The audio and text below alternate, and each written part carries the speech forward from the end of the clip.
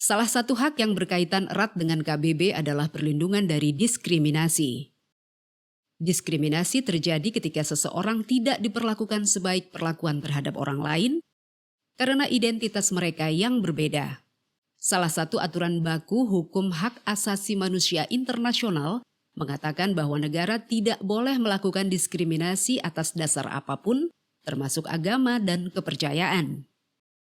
Pasal 2 Kovenan Internasional tentang Hak-Hak Sipil dan Politik serta Deklarasi Universal Hak Asasi Manusia PBB. Kovenan Hak-Hak Sipil dan Politik Pasal 2 Ayat 1.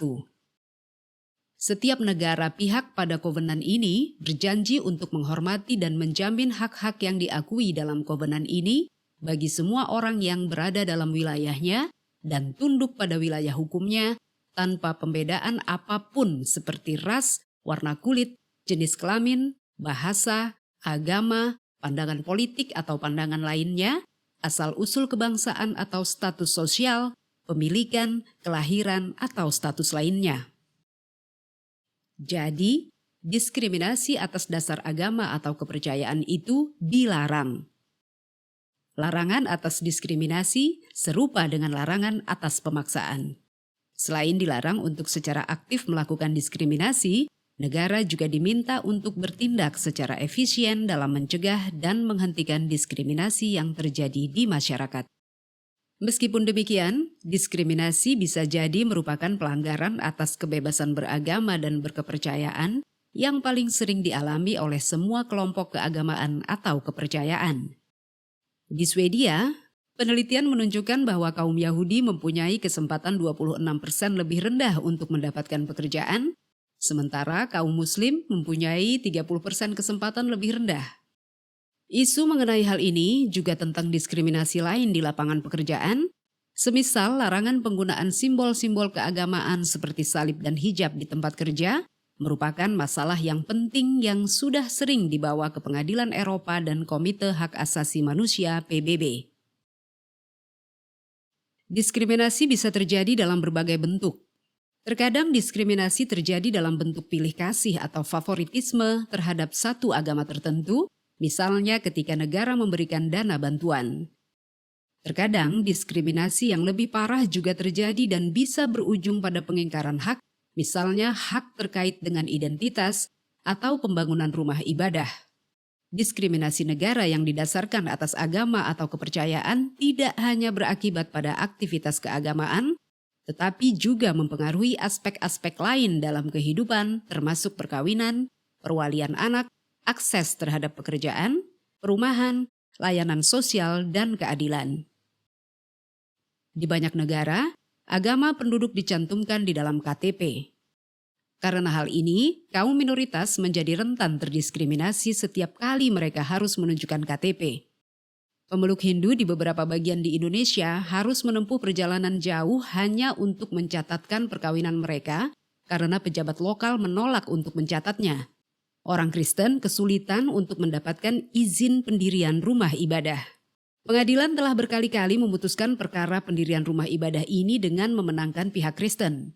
Namun tetap saja pemerintah daerah tidak memedulikan putusan pengadilan karena dalam beberapa kasus pemerintah takut pada kelompok ekstremis yang menggunakan kekerasan.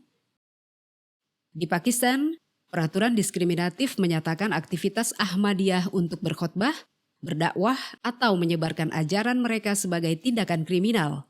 Kaum Ahmadi di Pakistan juga kehilangan hak memilih dalam pemilihan umum.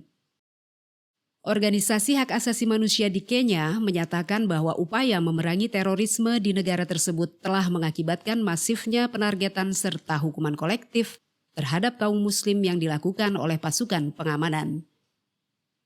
Laporan-laporan menunjukkan adanya penahanan yang sewenang-wenang, penyiksaan, pembunuhan, dan penghilangan yang tidak diakui oleh pemerintah. Di 20 desa di Myanmar, biksu-biksu Buddha mendeklarasikan zona tanpa muslim dengan cara memasang pelang yang bertuliskan larangan bagi orang Islam memasuki atau bermalam di desa tersebut, dan larangan bagi penduduk untuk menikahi orang Islam. Mereka juga menyebarkan propaganda kebencian. Pemerintah tidak melakukan apapun untuk menghentikan hal ini. Seringkali seseorang didiskriminasi atas dasar beberapa hal sekaligus. Misalnya, diskriminasi yang terjadi atas dasar agama dan etnis, gender, atau kelas.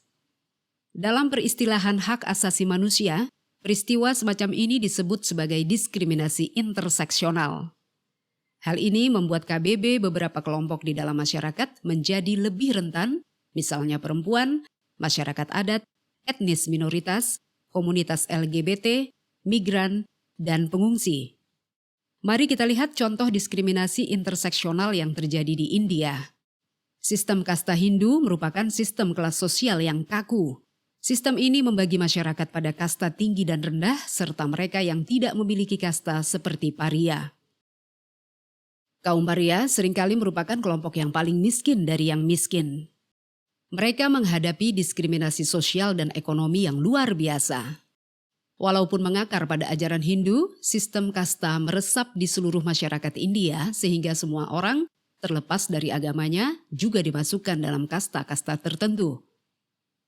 Misalnya, banyak orang Kristen dan Muslim India yang dari asal-usulnya merupakan kaum paria. Ketika India merdeka, pemerintah melarang sistem kasta dan mencoba menggantikan sistem ini dengan sebuah upaya afirmasi. Sistem ini memberikan jatah kepada paria untuk diterima di sekolah-sekolah tinggi negeri serta menempati posisi pegawai negeri. Selain itu, mereka juga diberikan layanan kesejahteraan sosial. Kita akan berpikir hal itu sangat baik. Namun, afirmasi ini hanya diberikan kepada kaum paria Hindu, Sikh, dan Buddha. Paria Kristen dan Muslim tidak mendapat afirmasi ini. Paria Kristen dan Muslim menghadapi diskriminasi di masyarakat, baik karena kasta maupun agama minoritas mereka. Mereka juga didiskriminasi oleh negara atas dasar agama, dikecualikan dari kebijakan afirmasi pemerintah untuk menghilangkan diskriminasi kasta. Hal ini berpengaruh pada pembangunan ekonomi dan sosial kaum paria Kristen dan paria Islam. Sebagai kesimpulan, negara tidak boleh mendiskriminasi warganya atas dasar agama atau kepercayaan. Negara juga memiliki kewajiban untuk melindungi warganya dengan kebijakan yang efisien untuk mencegah dan menghentikan diskriminasi di masyarakat. Diskriminasi bisa terjadi dalam beberapa bentuk dan memengaruhi berbagai aspek kehidupan. Seringkali, seseorang menghadapi diskriminasi atas dasar beberapa hal sekaligus secara interseksional, termasuk atas dasar agama atau kepercayaan. Anda dapat menemukan informasi lebih lanjut mengenai perlindungan atas diskriminasi, termasuk teks-teks dokumen hak asasi manusia yang membahas topik ini dalam materi pelatihan di situs web.